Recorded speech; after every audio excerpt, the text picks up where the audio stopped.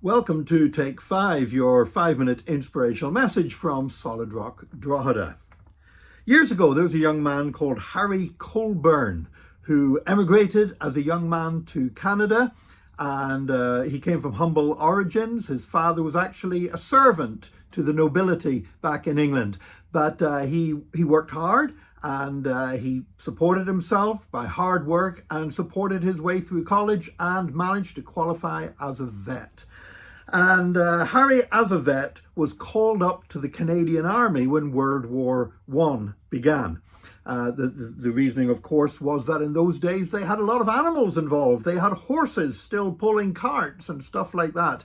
There was motorized transport, but it still wasn't that widespread. So Harry was entered the Canadian Army as a vet. And he was on his way to his training depot whenever he met a hunter who was carrying a bear cub, and the hunter had killed the mother bear, and Harry knew that the bear cub wouldn't stand much chance on its own, and the hunter probably wouldn't care for it very well, so Harry adopted the baby bear cub. And he actually, when his unit moved to England in late 1914, he actually took the bear with him, and the bear became the mascot of the 2nd Canadian Infantry Brigade as it was training on Salisbury Plain.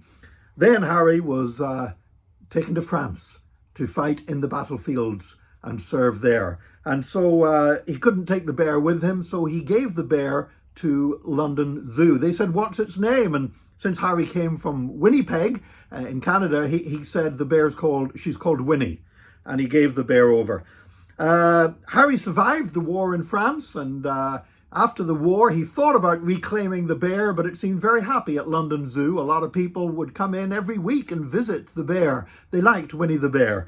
And so Harry moved back to Canada and left the bear at London Zoo. Now, one of the guests, one of the people who would, visitors to the zoo that would regularly go and see this bear, was A.A. Milne. And he would take his young son, Christopher Robin. And Christopher Robin loved to go and see Winnie the Bear. So much so that A.A. Milne ended up writing stories about Christopher Robin and Winnie the Bear. Now, Winnie, of course, was a girl, but for whatever reason, A.A. Milne decided there would be a gender change, and the bear became Winnie the Pooh of the Winnie the Pooh stories.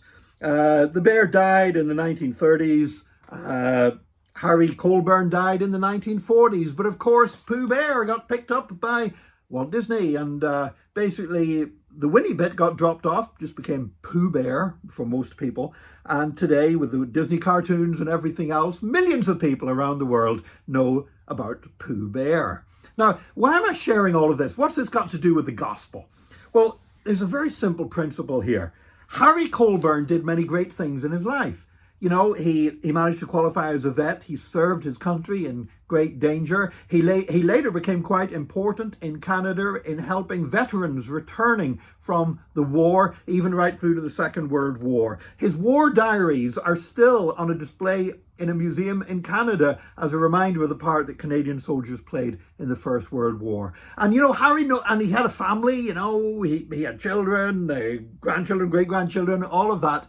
And yet the one way in which Harry influenced more people's lives than any other was not any of the great things that he probably thought were the most important things in his life. The greatest way he influenced other people's lives was through that bear, Winnie, that he donated to London Zoo, and from that we get all the thing about Winnie the Pooh. You see, all of us in our lives, we think we know what matters. We prioritize things. We think we know what are the important things, the things that are going to have lasting significance. And then we look at other things in our lives and we think they're not really that important. And sometimes, you know, there are people who are hypocrites, who put great effort into the things that they deem significant so they will be remembered well. But when it comes to the smaller things, they let themselves down by behavior that maybe reflects their true personality. You know, very often when I see a famous person and they're caught out doing something wrong and they say, well, that's not who I am, I think, well, quite possibly that is who you are, rather than the public image that you always display.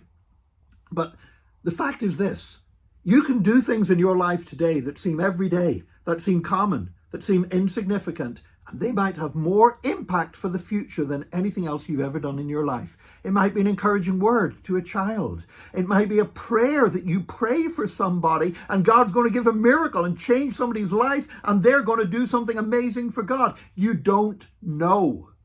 And therefore, we need to commit our day to God. We need to be able to say, Lord, I give you everything today. Every word I speak, every thought I think, every action I take, may it glorify you, because I don't know which of the actions I do will turn out to be the ones that I will be remembered for and that will change somebody else's life, either for good or for evil. So let's put our lives in the hands of the Master so he can use us today in Jesus' name. God bless you.